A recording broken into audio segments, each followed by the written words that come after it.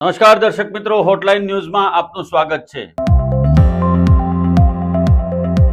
Iran ઉપર Israel અને America દ્વારા થઈ રહેલા સતત હુમલાઓ વચ્ચે સમગ્ર વિશ્વની અંદર, ખાસ કરીને ખાડી દેશોની અંદર ગુજરાતી પ્રવાસીઓ ફસાયા છે અને અહીંયાથી ત્યાં જવાવાળા લોકોને પણ મુશ્કેલીનો સામનો કરવાનો વખત આવ્યો છે।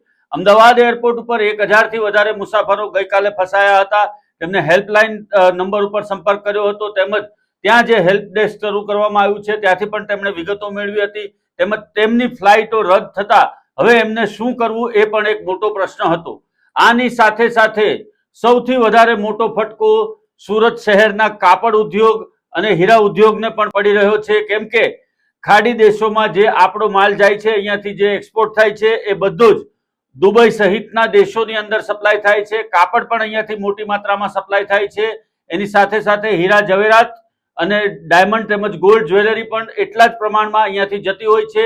એ તમામ વેપાર અત્યારે ઠપ થઈ ગયો છે। એક તરફ હીરા ઉદ્યોગ માંડ હજી આળસ મરડીને બેઠો થઈ રહ્યો હતો, મંદીમાંથી બહાર આવી રહ્યો હતો, ત્યારે જ અમેરિકા, ઇઝરાયલ અને ઈરાન વચ્ચેના આ યુદ્ધને કારણે પરિસ્થિતિ સર્જાઈ છે। યુદ્ધની ભયંકર પરિસ્થિતિને પગલે અનેક ભારતીયો અટવાઈ પડ્યા છે। ખાસ કરીને ટૂર ઓપરેટરોના મતે માત્ર 3000થી વધુ ગુજરાતી પ્રવાસીઓ દુબઈ, અબુધાબી અને શારજાહમાં ફસાયા છે, જેના લીધે પરિવારોમાં ચિંતાનો માહોલ જોવા મળી રહ્યો છે। આ સિવાય પણ ટૂર ઓપરેટરોનું કહેવું છે રોજ 10થી વધુ ફ્લાઇટો દુબઈ જાય છે અને અમેરિકા, કેનેડા સહિતના અન્ય દેશોમાં જતી કનેક્ટિંગ ફ્લાઇટો વાયા દુબઈ થઈને જાય છે। અમેરિકા જતા ઘણા પ્રવાસીને કુવેત, શારજાહ અને દુબઈ એરપોર્ટ પર જ અટવાયા છે, કેમ કે ગઈકાલે અચાનક ઈરાને ખાડીના અન્ય દેશો પર પણ મિસાઇલ હુમલા કરતા સ્થાનિક સ્થિતિ વિકટ બની છે। હોળી ધૂળેટીની રજાને પગલે શોર્ટ વેકેશન મનાવવા ઘણા ગુજરાતીઓ દુબઈ, અબુધાબી પહોંચ્યા, પરંતુ યુદ્ધની સ્થિતિને કારણે તેઓ ત્યાં ફસાઈ ગયા છે। ઈરાને હુમલા વધાર્યા છે, જેના કારણે છેલ્લી ઘડીએ દુબઈના ટૂર પ્રોજેક્ટો રદ થયા છે।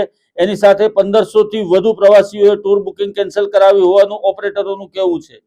હાલ બધા જ ગુજરાતીઓ સુરક્ષિત છે। એની સાથે પોરબંદરના 2000થી વધુ યુવાનો ઇઝરાયલમાં છે। નોકરી માટે ઇઝરાયલ ગયેલા આ ગુજરાતી યુવાનો પરિવારો પણ યુદ્ધને કારણે ચિંતિત બન્યા છે। દવાઓ ખૂટી પડી છે। 800 ગુજરાતી સાઉદી અરેબિયામાં ફસાયા છે। ઉમરા ટૂર પેકેજ કેન્સલ કરવામાં આવી રહ્યા છે અને તમામ સ્તરે જોઈએ તો હાલમાં વિકટ પરિસ્થિતિની અંદર આપણા ગુજરાતના લોકો ફસાયા છે અને પોરબંદરથી જે પ્રમાણે યુવાનો ઇઝરાયલમાં કામ કરવા માટે ગયા હતા એ લોકો પણ ત્યાં હાલમાં યુદ્ધની સ્થિતિ વચ્ચે જીવી રહ્યા છે। એક તરફથી હમાસ હુમલા કરી રહ્યું છે, બીજી તરફથી ઈરાનની મિસાઇલો પણ દુબઈની અંદર અલગ અલગ ક્ષેત્રોની અંદર પડી રહી છે।